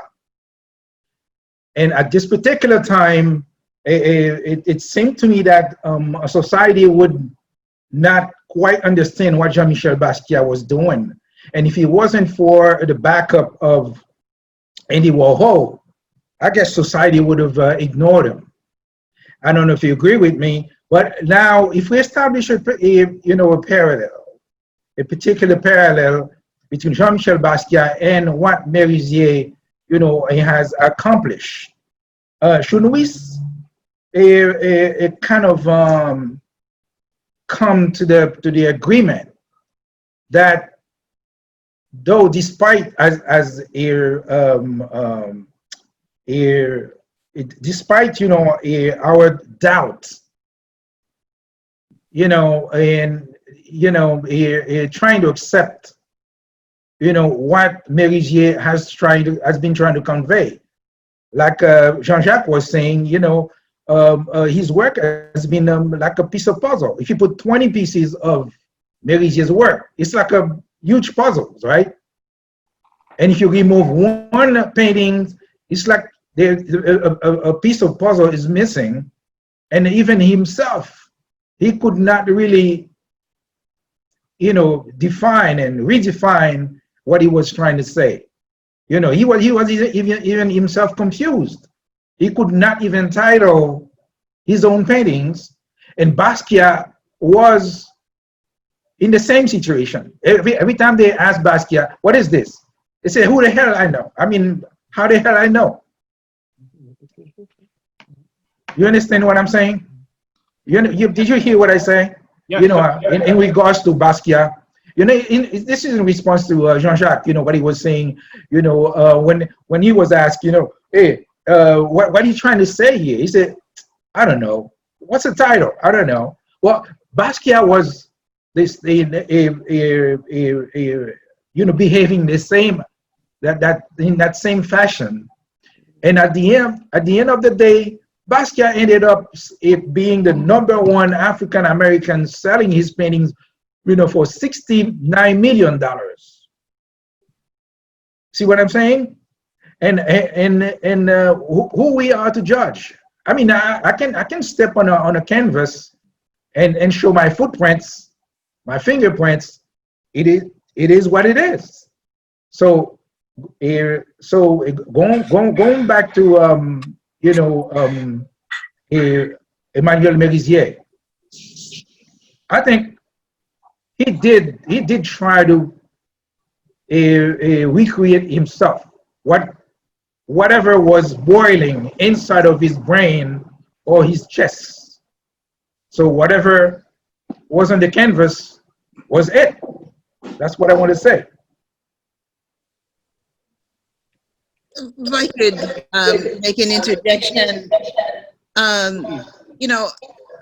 I've been a curator for a long time, and I don't know that it's fair to ask a visual artist to articulate in words what they're doing. Some can, and many cannot. It's the work that has to speak for itself at the end of the day. I believe when someone is as impassioned as Mérisier was, his art was his life. It's almost like being, art, he was the Schwal of the art. And so he produced. Whatever spirit told him, that's what he was there to do. And it wasn't, yes, we can ask, what does this mean? Or what is the title of this? We can do that, but is it going to clarify anything for you? At the end of the day, maybe it might provide you a little bit of direction, but we're supposed to live with art. you know, we're supposed to be engaged in dialogue with it. It's supposed to talk to us. It has its own spirit, and we have to allow for that spirit to come to us. Yeah, there are people who are technically more proficient than others. There are people who are verbally more articulate than others. You know, but a lot of times I think the work is about a search for the self. You know, and this is who I am. Jeudi c'est tel moun, semaine ça c'est tel moun, année ça c'est tel moun, le moment dans instant ça c'est tel moun moyen. Parce que c'est tel esprit qui a parlé avec moi. You understand? So we have to allow people that fluidity. You know, they have to be like water and come in and out and rush in and out. And if we can't deal with it, then we need to go out of the water and dry ourselves off. You know, but otherwise we should run in and immerse ourselves and bathe and refresh in it and allow ourselves to enjoy it. For a long time, I'm someone who, I've written about a lot of Haitian artists. I only did a little bit of writing around Mérisier's work because for me, you know, my focus was very much on contemporary art. My focus was very much on articulating a very particular kind of Creole aesthetic, which I wasn't finding in him. But it's taking, but that was my mistake. You know, somewhere it was my mistake because it's the totality of his life and the totality of his work that spoke to his Haitian Creole experience. That is a complex one that does interface with Western notions of art and art history and what's important, what's not important. And that's why I said, you know, his work, you got to scratch a little bit further because in fact, there's plenty of references to Haitian artists' work too, to the work of André Pierre and some of the early so-called primitive artists. He explored all of that. And I think part of what he was trying to let us know is that all of this is a part of our experience. And some of it is wonderful and some of it is like, but that we're in the process of learning and we need to explore and we need to liberate our minds and we need to liberate our hearts and our spirits so we can get to that place of understanding. I think that's the lesson that he gives us. And we have to understand that is about being an artist. You know, the same way in Voodoo we talk about being an asogwe, you know, that's about mastership. And it's the work, chaque jour, chaque jour, chaque jour, we're doing the work. That's how we unravel and reveal and display something about ourselves, display what we know about the world, or share that knowledge that that Spirit has given us. And you know, sometimes it's not for him to say, man, whatever. It's for us to sit back and, you know, to drink it in. I took all of my Babankou to drink it in and reflect on that. And I think this process requires a certain amount of patience. You know, it requires patience, and it's difficult for an artist. It's difficult for curators. It's difficult for writers to unpack the work of a contemporary artist. That's a challenge, and so we have to commend ourselves for trying to understand it, but we have to applaud him for creating a space where we can have this kind of discourse. Yeah. Thank you so much, Grandmother Dorothy. And I don't know if I have it on the screen right now. One of Maisie's paintings I'll pull up. Let's see. Yeah, and I'm pulling this one painting up because it's a very unusual painting. It's devastatingly how should I put this? Devastatingly unassuming. We're gonna try to load that up. And this is a painting, by the way. He had this at a. He showed this painting at the Queen's Museum at one point. on the occasion of Tigaz passing away, and I was there, and he basically was like, you know, pointing out the painting to me, and he let out this laugh. You know, it's like, you know, this is like, you know, this is like the Neg Faye in Haiti, and he has this whole thing about the Neg Faye that he paints, you know. And I mentioned in my little talk about you know, Alexis and his Charles Georges was a good friend of Mérisier when Mérisier was a choir boy, and you know, and Charles Georges died, you know, with Alexis in 1961 and this invasion against Duvalier, and so Mérisier was always part of these circles where artists would be gathering, talking politics. Especially progressive politics, you know. I don't think, you know, he hung out, you know, with a bunch of right wingers, but it was always like, you know, yeah, progressive types that would say. And I think even in the circles of Lazare, for example, people were anti-Duvalier, they were, you know, progressive and so forth. But this one painting, well, he has a few of these types of paintings where he's dealing with this idea of the Neg Faye, and as raw and as you know, and Macy is basically, he loves to rub it on people's face. He really, and so I'm just, you know, of course we're looking at a picture on a screen, so we're not really seeing the painting and so forth. But we pretty much, you know his, you know, if you've seen his work, you know his style, so you could pretty much deduce what the work actually is like. So my point is, you know, what about Mérisier's focus on this group pep? Because that seems to be, compared to a lot of his peers, that seems to be like a central focus of his. Not saying it is. Mérisier's is always talking about group peplan, yeah, they're like beasts, they have nothing, they're like worse than a shoe. We treat them like nothing and nothing and nothing. And the ironic thing for me, you know, is that Mérisier, as much as he talk about the group pep, okay,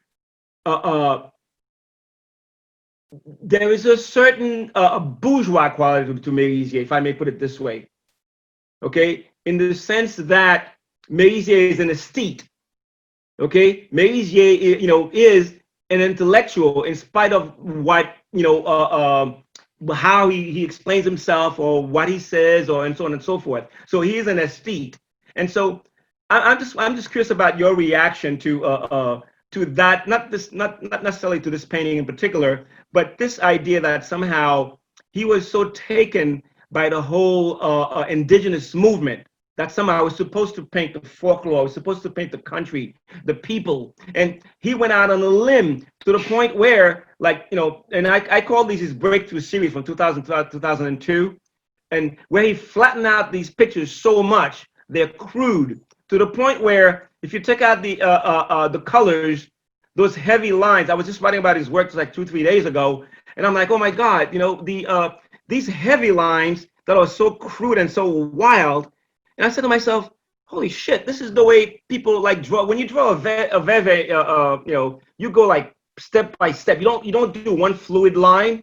You make the veve in staccato motions. So Mérisier's outlines are kind of like jagged and short and equally thick, just like the line of veve. So anyway, I'm kind of rambling on here, I'm going a little crazy, but I think at this point we should all go crazy because I just want to know your reactions about these issues about the group pep and whether, because I don't think Mérisier, for example, and I think in fairness to what Paul said, I don't think Mérisier was necessarily more progressive or he loved the people. I'm not sure about that, but what I'm sure about is that Mérisier bought this concept so much to the point where he actually identified himself with it, and he went to his grave with it. That's the paradox that I find. Okay, where the concept became the reality. So anyway, I'm putting out, you know, some stuff here. So please respond and you know, I think we should really cut loose at this point. You know, nous pas faire boîtier ou nous parler, oui, faut parler, nous était 15 minutes faut parler, mais pas nous parler là. Jocelyne battant des bruits. Okay, everybody. Oui. Albert Depa here. Please, Albert, ba ou bagay. Condition la vie haïtienne, condition peuple là. Oui. Mot qui saute dans bouche Mérisier dans vidéo. c'est ça que le concerné que la défendre comprendre dans travail. Donc si que Mérisier c'était un intellectuel académique qui t'a écrit philosophie, sociologie, I don't il understand. est capable de dire la condition de la vie humaine. So, c'est ça qu'il t'a fait dans le travail en termes de lecture, en termes d'écrire. Mais comme on peint, ça ouais dans le travail. L'on parlait de peintre haïtien. Où elle est distinguée de majorité peintre haïtien. Comme on peintre haïtien, moi-même, m'a dit que en pile peintre haïtien, c'est coloriste. Il y aurait même couleur, il y aurait même belle couleur. Fait bel dessin. Ou pas ouais ça dans travail Mérisier. Ça fait ça parce que je crois que li dédiqué travail li comité pour l'achever faut ouais ça peuple là a souffrir. Qui gens peuple là a vivre. Pour moi ça son niveau d'intellectualité. Son niveau de recherche, au niveau d'exploration que la fait dans travail li. Le regarder travail ou est gon souffrance dans travail li. Est-ce que ou est ligne graphique li delineated? Non. Li veut fort souffrance ça. D'après moi-même, li peint de ça que lui même peut-être pas senti que la mette sur canvas là pour ou même comme observeur, comme viewer pour ouais qui ça que peuple là a passé, qui gens que peuple là a vivre. Donc c'est nous-mêmes qu'on y a qui pour analyser le travail ça yo pour prendre comme une iconographie pour vraiment expliquer conditions vie haïtienne que nous tout a parlé de lui, nous parfois jouer de lui parce que dans niveau pas nous bon ici comme diaspora nous petits gens plus bon. Donc c'est ça Mérisier fait pour nous. Il prend condition peuple là, condition vie haïtienne là, li mette li sous tableau. Ceci que nous pas écrivain qui fait pour nous, Mérisier fait pour nous. Ça me remercie. Now you need to translate for Valerie. I don't know. Okay. I can summarize it. Valerie, do you understand Creole? Please summarize. I'm not translating. I will summarize it briefly. Yeah. Mérisier's work was about the way the Haitian people were living in misery, and they are still living in misery. He was not an academic intellectual to write about it, to philosophize about it, or to approach it from a sociological point of view, but through his work as an artist, he leaves that for us to explore. And I distinguish him from most Haitian artists because most Haitian artists I would identify as being colorists, very beautiful colors in their painting. Not that Mérisier doesn't have beautiful colors, but he's not out to create a beautiful image. He's out to present a condition. And I think he succeeded in doing that by bringing the feeling, the emotions into it. Okay, thank you so much, Albert. Queen Mother, you want to say something? Yeah, I mean, you know, I don't know if I agree with that or not. I do believe that Mérisier's work was capturing the quotidian existence, the day-to-day existence of Haitian people. I think if he was doing anything as a Voodooisan, as a Mambo Asokwe, I would say that his focus on the people and this whole question of what constitutes being an intellectual. An intellectual is someone with curiosity about the world, and we have to avoid the pitfall of putting the primacy of writing before that of the first time we held anything in our hand as human beings, which was to draw. We didn't write first, we drew first. And so there is knowledge as connaissance in that. And I think his wrestling with the you know, with the pep and the moonfeuille, or whatever the pep feuille that he was referring to, is about showing that the Haitian peasant, these paysans, he was constantly naming and painting, are intellectuals. You know, what does having knowledge of feuille mean? You're a scientist, you're a botanist. You know, it's through the process of experimentation, of knowledge that has been passed on for generations, of what works and what doesn't work, when you use it, when you don't use it, so you don't kill somebody, so you can heal people. That's an intellectual process. It's about asking questions, it's about engagement, it's about experimentation, it's about methodology, it's about passing and transmitting that knowledge on. I don't see misery in his work. I agree with you in terms of they weren't beautiful colors. In fact, I appreciated the muted tones of his work. That's one of the reasons why the particular watercolor I showed you is one of my favorites, because it is a departure from what we're used to seeing. But I think he himself wrestled with, again, this notion of what constitutes an intellectual. He wasn't accepted and seen as an intellectual. Why? Parce que dans la société pas nous, c'est artisme lié. You know, all of us who are artists, whether we're musicians, dancers, painters, photographers, whatever, it's like we're not adults. We're not thinking. We haven't grown up, but we are in fact involved in the deepest and most profound exercising of unpacking things.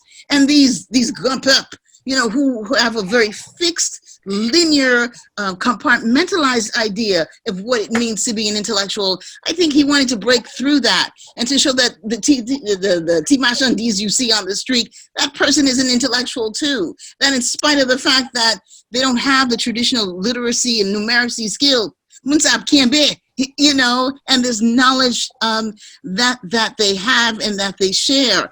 And the references to people like André Pierre, to Saint-Florent, to Hippolyte in his work pays homage to these, oftentimes Boudouissan himself, these artists who were painters, these artists who were visionaries. And so I think he wanted, and he was challenging us, because he was grappling with himself of what does it mean to be an intellectual?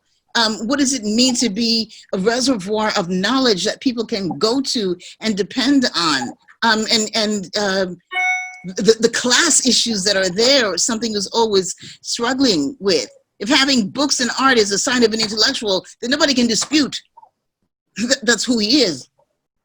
Look at all of mine. I rest my case.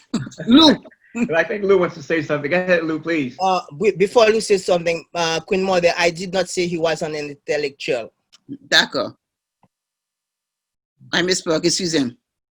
I got acquainted with Mérisier through Valérie. I enjoy his work. And I think his work reflects his feelings and his personality. May he rest in peace. Thank you. I want to add something to the notion of intellectuality. As an artist, when you involve in the creative process, intellectuality for me take a second place, because I am moved by the process of creativity.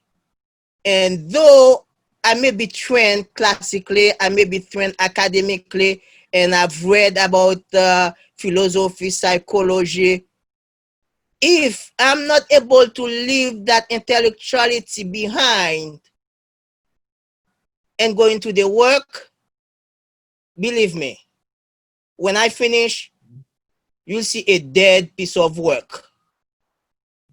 It doesn't say anything to you. And so I separate the intellectuality to an extent from the creative process as an artist. I agree. Thank you so much for your input there. And I think, Paul, please, go ahead. Yeah, I want to say something about this discussion about who is an intellectual or not. The reason I mentioned that about Mérisier, and it's a fact in Haitian society, if you don't have, go to certain level of schooling, if you don't do, even if you don't go, you go to high school, you don't go to college or university, some people, they consider you as somebody that, is not complete. And I have to say, he really suffered from this aspect in Asian society. Among his peers, among his artists like himself, maybe Sedor was different in a way because Sedor was an artist that lived all his life among the people in Haiti. And then emigrated, he never went any place. He lived in Haiti, he used to live in Carrefour. Sedor does at a late age, in his 80s, he used to take a tap-tap to go to work every day.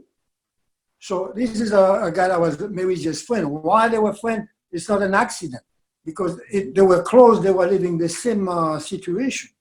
And it doesn't matter whether Mérisier was an actor or not, but he did suffer from this aspect. And I remember when he was in New York, many times I heard reflection about from other artists that say, this Mérisier, what does he know? So because he was not part of that group of intellectuals. When you go to Bochette in Haiti, those guys, they were sitting there reciting poetry and talking about Mayakovsky, talking about Malraux. They didn't know about those guys. That doesn't mean he was not an artist, he could not paint. But at the same time, they will make you feel like you're inferior to them. Sometimes by design, sometimes just by the way they were. So this is the Haiti. I know. I don't know if you know another Haiti. He came to New York. He faced, in some instances, the same situation. Where those artists that knew him, Mérisier, they knew him in Haiti. Did they ever embrace him? Not really. So we have to be clear on this. I agree with you, Paul.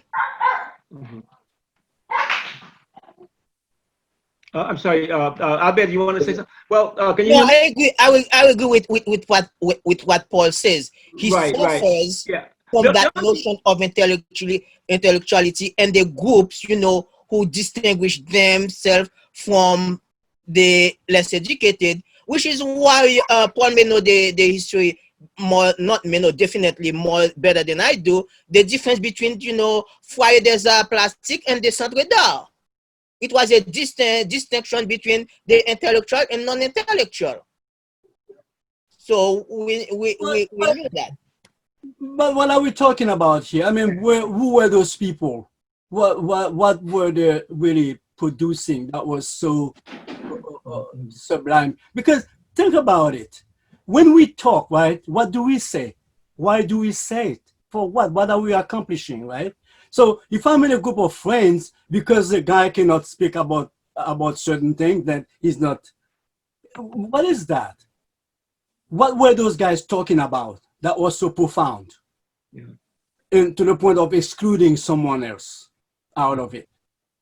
Yeah. What was so profound? It was all bullshit. and that's the point that I'm trying to. Wow. I agree. That's the point that I'm trying to make. And the difference between the Centre d'Art and the Foyer wasn't about who was an intellectual, who wasn't. It was about who was formally trained and who was not. So the issue of formality, the issue of essentially one's genealogy and one's lineage artistically is what's butting heads here. If you can trace your lineage, your art history, your intellectual history, your cultural history through that of the Western European gaze, then you're seen one way. But if you dare to look at it, again, through the lens of Haiti, through the knowledge that is indigenous to the people, that is just as profound, just as complicated. I always argue that postmodern critical theory is based in voodoo, as are so many things. I think he acknowledged that. And he was in a place where maybe he couldn't fully articulate it articulate that, but that was the conflict between these two spheres of knowledge. And he was caught in between the two. I appreciate the gathering, and I feel so fortunate because, Andre, you introduced me to Mérisier so many years ago because I was attending the HCI meetings. Yeah. So yeah, right? So, and I always saw him as a great artist. I did see him as an intellectual. And I knew I was in the presence of greatness, but so young, I didn't realize the wealth of his contributions. Right? And it's only a few years ago that I started collecting his work. But it was your passion and belief in his work, Andre, that had me sold out for him. So I want to thank you for that. Which brings me here tonight and to see familiar faces for many decades, recognizing his light, the light that he brought on the earth, the work that he produced. He was a prolific artist, and I just wish him best in his next plane. That he rest in peace. Yeah, I think we're in a pretty well. Let's put it this way: we're in a good spot. We're also in a difficult spot with Mérisier's art and career. Luckily, I think that Mérisier got a pretty late. So he's a late bloomer, I call him. And he got a pretty, like, compared to Lazar, these guys were doing stuff back in the late 40s. Mérisier, I don't know if his work from before 1965. I think I've seen some early mid 70s work. So I think that luckily Mérisier is really benefiting from being in an environment where he was stable, not traveling all that much, not basically selling his work like left and tourists who are taking stuff with them and kind of dumping it someplace else that they don't want it, whatever. So I think that we're in a good spot with him, but it's still pretty difficult. Pardon? I'm sorry? No, I think we're still in a good spot with him in the sense that we have a lot of his work, some of his work at the Waterloo Museum. We have collectors who have his work, and truthfully, I've tried to do the best I can, with the work of Mérisier, and he's been after me. I was supposed to finish this catalog or this book on him for a long time, but life happens to me, and so it's been pretty difficult. But the work is there. It's being done, and I think that unfortunately, for Mérisier's peers, I think we have to be very careful here. Okay, for artists like Raphael Denis and not so much Raphael, but Lazar and Depas, who were basically out there since the late 40s and traveling and selling things. We don't necessarily have a full document of their work to see how they evolved. So it's possible that with a 50-year career, your first 10 years are your best, or the last 10 years are your greatest, and the middle period is the best. I don't know. So we have to be very careful when we're juxtaposing, Mérisier and his peers. I know Mérisier had a lot of beef with them, because they were sophisticated and he was like a primitive, with a lot of stripes on his shoulders, and he was very proud of that. And but I think that ultimately, most Haitian artists were basically, working in that. How do we say this? Working in that, we're milking this this vein, so to say, like, which was basically not the indigenous vein, and painting your culture and trying to be yourself. Some people obviously, chose to present their work in formats that were more like mainstream and more modern looking and more this or more that, But anyway. I think that we have a lot of a lot of work to do, and ultimately, basically, it's us here who make artists. The community makes the artist. Okay, the artist does not really make himself. Okay, so we have to basically shoulder what it is that we think Mérisier has done. All right, and that's been my part. And I wish I could do the same for a lot of other artists, like Raphael Denis and Spencer Depas and all these guys who haven't. I don't think a lot of these guys have had the support that they've really needed as well. And I think that Mérisier, having worked here and he had his feet on the ground, so to say, and he really took his time, went to school. All the other guys, his peers traveled in Europe. They had studied in this place and that place. They probably had more schooling than Mérisier in some ways. But anyway, so I think that it's pushing 9:30. So unless you guys want to, I don't mind going a little bit, but if you guys want to wrap up, we could do that. Have a final say if you want to add something and to wrap this up a little bit. Yeah. I would just like to tell some of you who don't understand Mérisier's work to look at the paintings of Marc Chagall, who was a Russian French, Cubist expressionist painter, and look at the work of in the early 19th century. The early 20th century. 1911 through 1924 or so. You'll see some of the people who influenced his work, most notably Chagall. And so, as I was trying to say before, he was in dialogue with Western European art.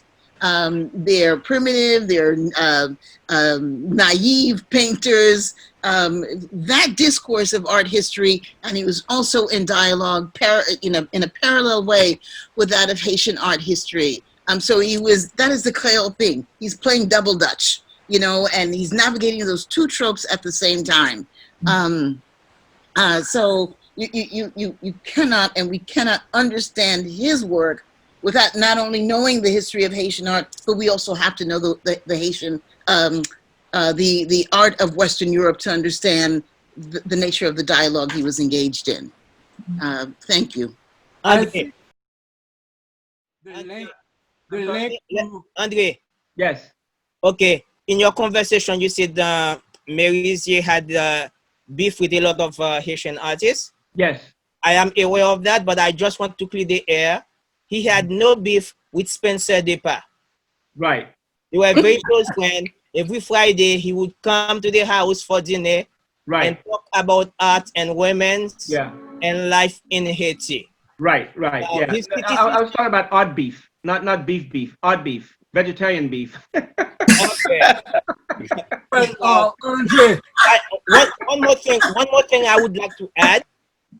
Mérisier's criticism of art, Haitian artists. We don't go to enough art shows. We don't go to museum. We don't read books about art.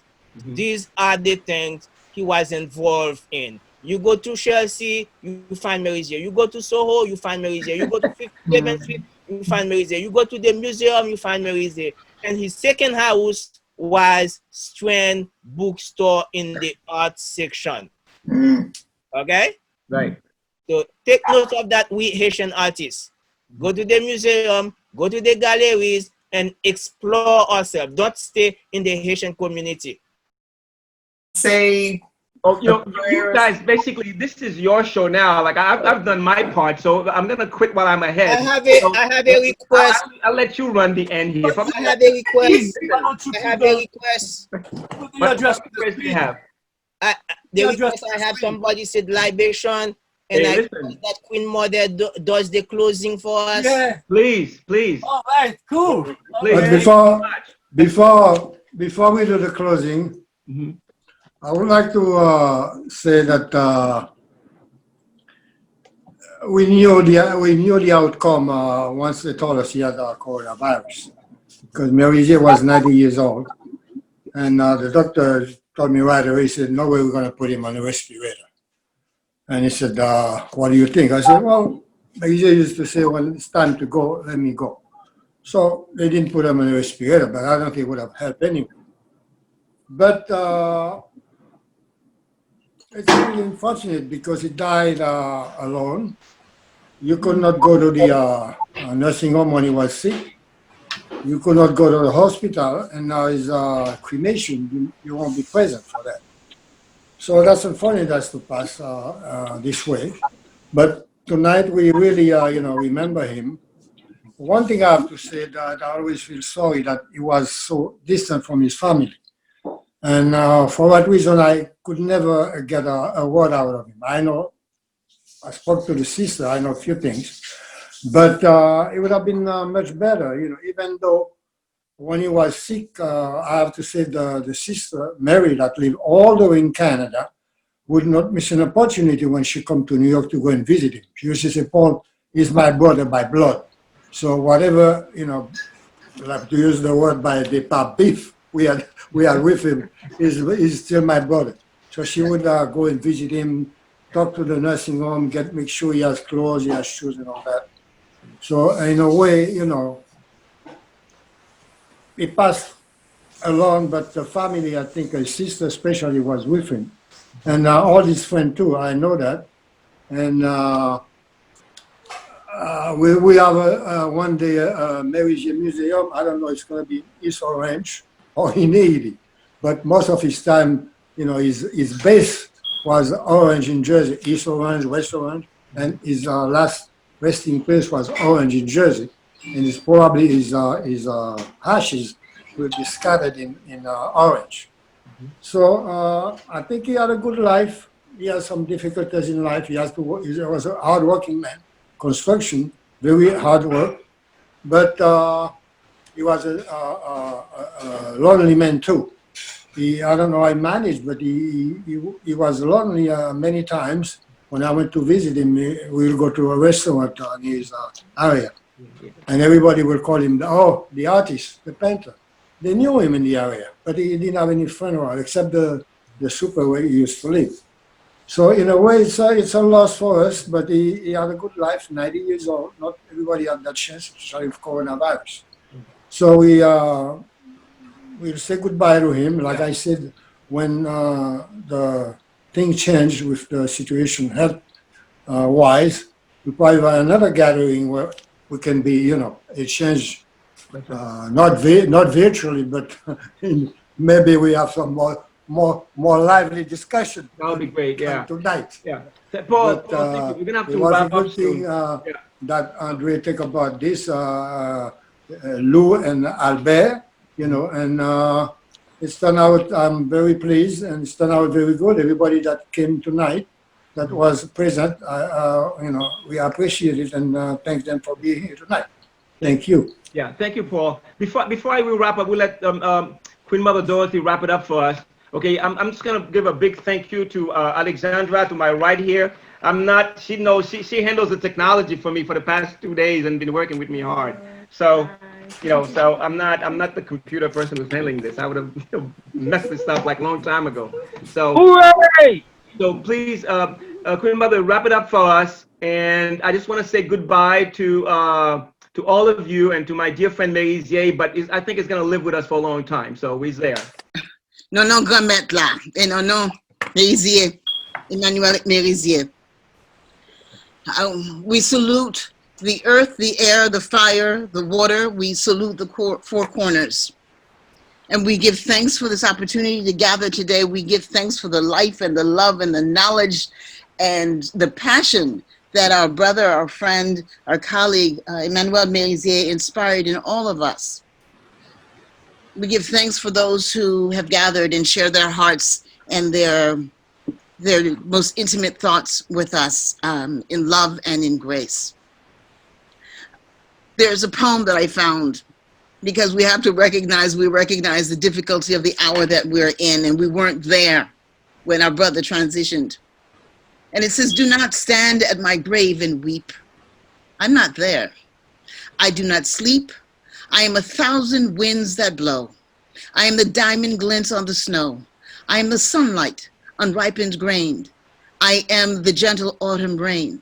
When you awaken in the morning's hush, I am the swift uplifting rush of quiet birds in circled flight.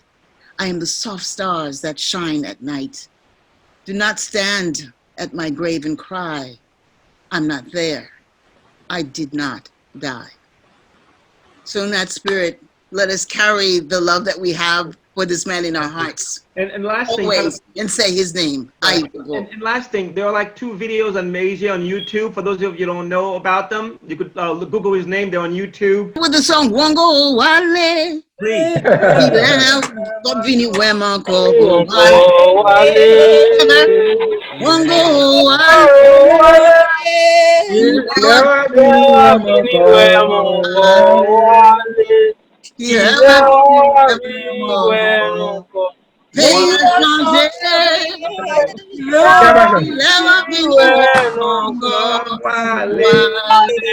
Pays va changer même, pays a plus mal. Hey, Bobo, guys, thank you so much. Boa pessoa. Boa pessoa. Só dança, oui? Yeah. Oh.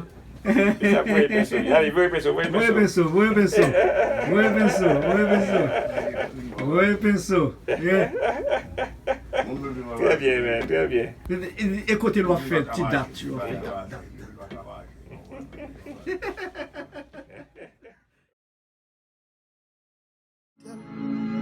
C'est style texte ça yo qui fait me rester immortel. Immortel. Immortel. C'est style texte ça yo qui fait me rester immortel. Immortel. Immortel. C'est Revac Plim qui fait me rester immortel. Immortel. Immortel. C'est Balourim qui fait me rester immortel.